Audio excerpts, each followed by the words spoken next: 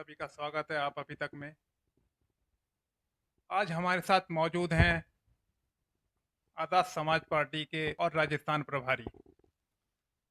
हम इनसे बात करेंगे आगामी 2024 के लोकसभा चुनाव के बारे में। सर, स्वागत है। जी जी जी, धन्यवाद। देखिए, पहले तो राजस्थान का प्रभारी हूँ और आज़ाद समाज पार्टी की कोर टीम का सदस्य हूँ। जी सर, अभी देखा गया कि पार्टी के सुप्रीमो चंद्रशेखर आज़ाद 2 दिन के दौरे पर तेलंगाना गए थे। वहाँ उनकी मुलाकात मुख्यमंत्री केसीआर से हुई। तो इस मुलाकात को लेकर आप क्या कहना चाहेंगे? कि ये जो है 21 जुलाई में अभी हमारा जंतर मंतर प्रदर्शन था, जिसमें आज़ाद समाज पार्टी के हमला हुआ सहारनपुर में, उसकी जांच और सुरक्षा की मांग के अलावा जो और सामाजिक मुद्दे हैं, सामाजिक न्याय के मुद्दे हैं, SC से जुड़े और चाहे दूसरे मुद्दे हैं, उन मुद्दों पे एक बड़ी रैली जनसभा हम लोगों ने दिल्ली के जंतर मंतर पे की थी 21 जुलाई को। और उसमें हमारे निमंत्रण पे BRS के 4 सांसद तेलंगाना से इसमें शिरकत करने के लिए आए थे। तो एक सद्भाव को एक वातावरण बना था, क्योंकि वो हम विचार हम सोच की पार्टी है BRS, पहले TRS उनका नाम था। तो उनकी जो राष्ट्रीय महासचिव हैं MLC कविता जी, तो उनसे भी उनको धन्यवाद जैसे किया कि भाई आपके 4 सांसद आए इस लड़ाई में, संघर्ष में, कि जब हम यहाँ उत्तर भारत में सामाजिक न्याय के मुद्दों को लेकर संघर्षरत है आज़ाद समाज पार्टी और भीम आर्मी, और आप उसमें आए हैं और भाई की पे जो हमला हुआ उस पर भी आपने संवेदना प्रकट की है, तो उस पर भाई ने उनको धन्यवाद किया था। उस धन्यवाद के दौरान ही उन्होंने आमंत्रित किया भाई चंद्रशेखर आज़ाद को तेलंगाना हैदराबाद कि आप यहाँ आइए और देखिए कि हम भी जिस काम को आप उत्तर भारत में कर रहे हैं वैसा ही काम हम भी दक्षिण भारत में कर रहे हैं, और सरकारी योजनाओं के माध्यम से दलितों को चाहे 10 लाख रुपए महीने देने 10 लाख रुपए देने का, अपना रोजगार चलाने के लिए देने का प्रावधान होगा, चाहे बाबा साहब की स्टैच्यू जो 112 फुट की बहुत बड़ी बनाई है, और चाहे दलित हितों के लिए और दूसरे मामले हों उन पे बात करने के लिए, उनको देखने के लिए उन्होंने भाई चंद्रशेखर आज़ाद को आमंत्रित किया था। तो पहले दिन वहाँ उनसे मुलाकात हुई कविता जी से, फिर उसके बाद चीफ मिनिस्टर के चंद्रशेखर राव साहब से मुलाकात हुई, और विभिन्न विषयों पर जो सामाजिक और राजनीतिक विषय हैं उन विषयों पर विस्तार से चर्चा हुई। बल्कि इस दौरान क्योंकि हमारी सामाजिक न्याय की जो इशू है उस पर जगह जगह हम लोग खासकर राजस्थान में बड़े सम्मेलन कर रहे हैं। 20 तारीख को 20 अगस्त को भी हमारा एक बड़ा सम्मेलन है जयपुर में।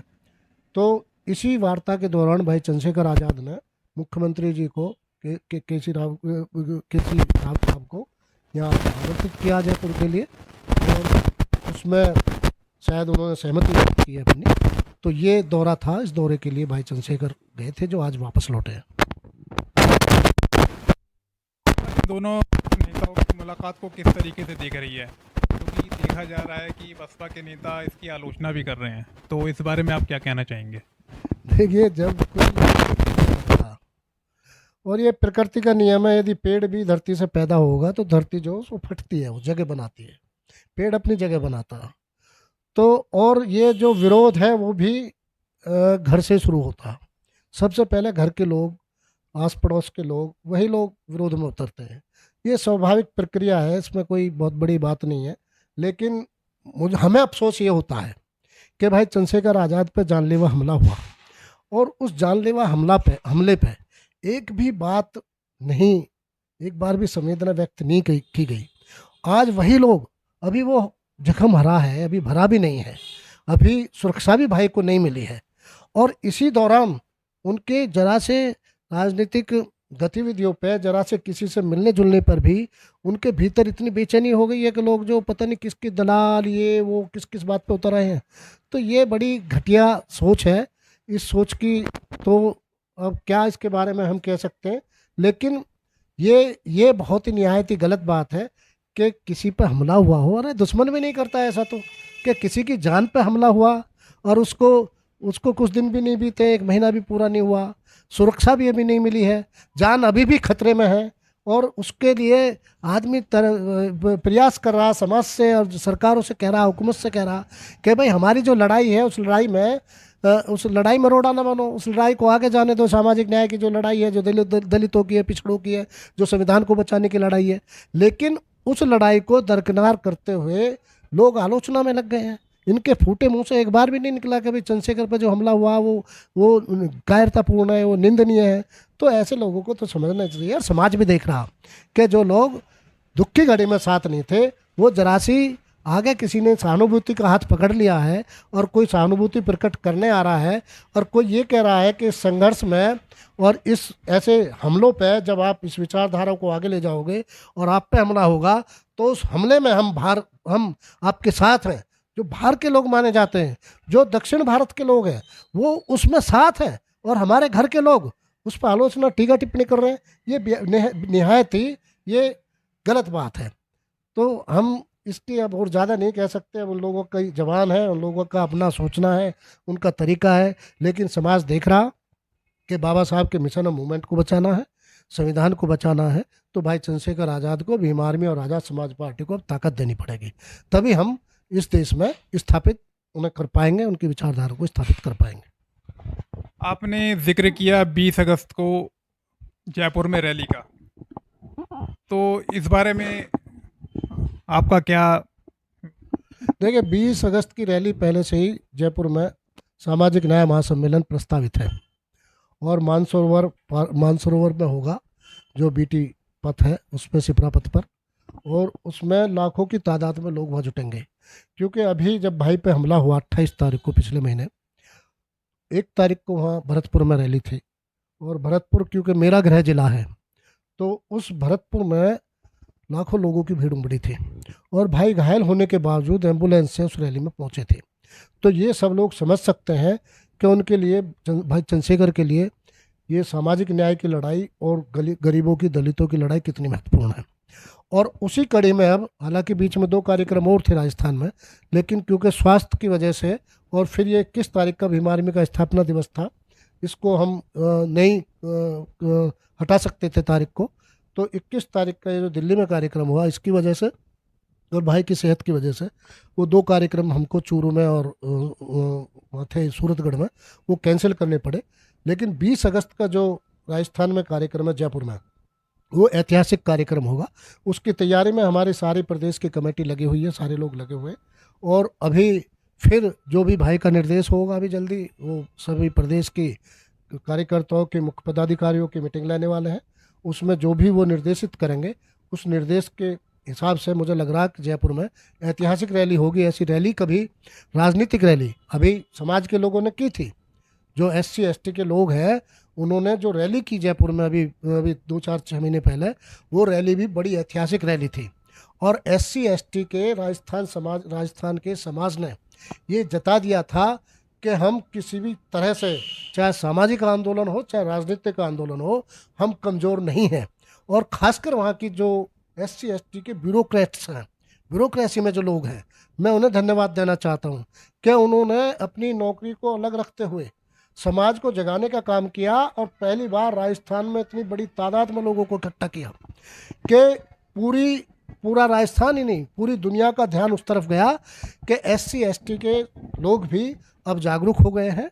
और ख़ासकर जो लोग सरकारी नौकरी में, बाबा साहब के संविधान के तहत जो आरक्षण के मद्देनज़र वहाँ पहुँचे हैं, वो लोग भी अपनी कृतज्ञता व्यक्त कर रहे हैं समाज के और संविधान के प्रति, कि हम लोग भी, जिन महापुरुषों की वजह से हमें नौकरी मिली है, हम उस समाज को पे बैक टू सोसाइटी वाले माध्यम से हम उस समाज को जगाने का काम करेंगे। तो उन्होंने एक बड़ी लाइन हमारे सामने खींच दी है, उन्होंने एक बड़ा काम वहाँ कर दिया है। तो हम लोग भी उसी से, पॉलिटिकल लोग, राजनीतिक लोग भी उसी से प्रेरित हो रहे हैं, और उसी से प्रेरित होकर कोशिश करेंगे कि वही जो समाज ने वहाँ, और हमारे ब्यूरोक्रेट्स ने खासकर, जो एक लाइन वहाँ खींची थी, उसी लाइन से, उसी से प्रेरित होकर हम भी एक बड़ी तादाद में 2-3-5 लाख लोगों की वहाँ बड़ी रैली जयपुर में करें। आप उत्तर प्रदेश में अखिलेश्वर जयंत के साथ थे, तो तेलंगाना कैसे पहुंच गए? इसका उत्तर प्रदेश पर क्या फ़र्क पड़ेगा, क्या असर पड़ेगा? नहीं, हम तो अभी भी उनके साथ हैं, अखिलेश जी के और जयंत जी के। अभी भाई ने भी वहाँ भी कुछ लोगों ने प्रश्न पूछा था, तो हम कहाँ अलग कहाँ हैं उनसे। ये लेकिन ये एक विचारधारा का इशू है, मुद्दा है, जिस पे केसीआर वहाँ बहुत अच्छा काम कर रहे हैं तेलंगाना में। तो यदि कोई अच्छा काम हो रहा दलित, क्योंकि हमारी party Dalit OBC SC ST based party है, तो वहाँ यदि कोई हमारे बीच का आदमी शासन में आके और बीच का भी ना हो अलग आदमी इस समाज के लिए 85% लोगों के लिए अच्छा काम करेगा, तो जिम्मेवारी बनती है कि हम उस काम की प्रशंसा करें और उन लोगों को उत्साहित करें, उनको शाबाशी दें कि आपने अच्छा काम किया और आप और अच्छा काम करो, ताकि जिस तरह की वारदात मणिपुर में हो रही है, जिस तरह की वारदात राजस्थान में हो रही है, मध्य प्रदेश छत्तीसगढ़ में हो रही है, जहाँ बहन बेटे के साथ रेप हो रहा, चाहे जितेंद्र मेघवाल हो, इंदर मेघवाल हो, ओम प्रकाश रैगर हो, कार्तिक भील हो, नासिर अवैध हो, इन तमाम लोगों के साथ जो कत्लेआम राजस्थान में हुआ और जिस तरह से जो वहाँ की सरकार ने उसमें मुआवजा देने में, सहायता देने में भी भेदभाव बढ़ता है, उन सबको तभी ख़त्म किया जा सकता जब ऐसी फोर्सेस मजबूत होंगी। तो भाई चंद्रशेखर आज़ाद का स्पष्ट सोच और मत है कि वो ऐसी फोर्सेस को मजबूत कर रहे हैं जो एससी एसटी ओबीसी पर काम कर रही है, और इसी मद्देनज़र वो तेलंगाना में इसी मद्देनज़र के साथ और विस्तारित चर्चा हुई है। मुझे लगता है कि इस चर्चा का जो असली नतीजा वो दक्षिण भारत से चल के और राजस्थान की जयपुर की धरती पर अमली जामा पहनेगा। वहाँ बड़ी तादाद में लोग इकट्ठा होकर एक इतिहास रचने का काम करेंगे, और क्योंकि इसी साल वहाँ पे चुनाव भी है राजस्थान में और मध्य प्रदेश छत्तीसगढ़ में, तो मैं समझता हूँ कि उस चुनाव में भी हम एक महत्वपूर्ण भूमिका निभाएंगे और 85% लोगों को, क्योंकि वहाँ अदला बदली का खेल चल रहा, वहाँ भाजपा और कांग्रेस दोनों अदले बदले का खेल करते हैं। एक जो कत्लेआम करता है, दूसरा जो दलितों के मुंह पे पेशाब कराता है, बीजेपी के नेताओं के बीजेपी के नेता से दुष्कर्म करते हैं, पहलवानों के साथ में बलात्कार की घटनाएं करते हैं, कुलदीप सेंगर जैसे लोग, और ये जो अभी ब्रजभूषण शरण जैसे लोग, ये चिन्मयानंद जैसे लोग, वो जो बीजेपी ने पाले पोसे हैं, ये लोग बहन बेटियों के साथ में अत्याचार बलात्कार करते हैं, व्यभिचार करते हैं। तो ऐसी दोनों पार्टियों को, जो व्यभिचारियों को प्रश्रय देने वाली पार्टी भारतीय जनता पार्टी हो, चाहे दलितों का कत्लेआम और मुस्लिमों को कत्लेआम करने वाली कांग्रेस हो, ऐसी पार्टियों को उखाड़ फेंकने के लिए हम लोग राजस्थान में पूरे पुरजोर तरीके से भीम आर्मी और आजाद समाज पार्टी काम करेगी। और उसी के लिए हमने, उसी अभियान में, उसी लड़ाई में हमने मुख्यमंत्री केसीआर साहब को यहाँ आमंत्रित किया। मुझे लग रहा है कि हम इस लड़ाई को बड़ी मजबूती के साथ अमली जामा पहनाने का काम करेंगे। 2024 में इंडिया बनाम इंडिया मुद्दा काफ़ी गर्म हो रहा है, तो इंडिया में काफ़ी ऐसी पार्टियां जो शामिल नहीं की गई हैं, आसपा भी उन्हीं में से है। तो अगर आसपा को इसमें शामिल नहीं किया जाता है या शामिल किया जाता है, तो इन दोनों ही चीज़ों में पार्टी की क्या रणनीति रहेगी? ये तो अभी भविष्य की तरफ में है कि राजनीतिक परिस्थितियाँ किस तरह से बनती हैं, लेकिन जिस तरह से भाई चंद्रशेखर आज़ाद को इंडिया ने इग्नोर किया, भाई एनडीए के साथ जाने का हमारा सवाल पैदा नहीं होता। हम भारतीय जनता पार्टी के ध्रुव विरोधी हैं, हम इस सांप्रदायिक राजनीति के ध्रुव विरोधी हैं इस देश में, और बाबा साहब डॉक्टर भीमराव अम्बेडकर और मान्यवर काशीराम साहब की बहुजन राजनीति के समर्थक हैं। लाइन खींच के उस पर काम कर रहे हैं। हम बहुजन हिताय, हम सर्वजन हिताय के लिए काम नहीं कर रहे, बिल्कुल क्लियर लाइन है। हम बहुजन हिताय, बहुजन समाज, बहुजन हिताय और बहुजन सुखाय के मुद्दे पे, उसी पे काम कर रहे हैं, जो गौतम बुद्ध का मुद्दा, गौतम बुद्ध का नारा है, उस नारे पे हम लोग काम कर रहे हैं। और 85% लोगों को इग्नोर करना इंडिया द्वारा, ये बड़ा ही अचंभा था भारतीय राजनीति में। लेकिन कल कौन सी क्या परिस्थिति बनती है, नहीं बनती है, वो देखने का विषय है। फिलहाल हमारा पूरा फोकस 85% बहुजन समाज को इकट्ठा करके और उनको इस देश में हुक्मरान बनाना है, ताकि हम उन्हें हुक्मरान बना के जो काम तेलंगाना में के चंद्रशेखर राव साहब कर रहे हैं, उसी तरह का काम सारे प्रदेशों में, पूरे देश में हो, इस तरह का एक वातावरण हम लोग तैयार कर रहे हैं। बहुत बहुत धन्यवाद। देश और दुनिया की खबरों से अपडेट रहने के लिए आप अभी तक न्यूज़ चैनल को सब्सक्राइब करना ना भूलें, और साथ ही हर न्यूज का नोटिफिकेशन पाने के लिए बेल आइकन को भी दबाएं।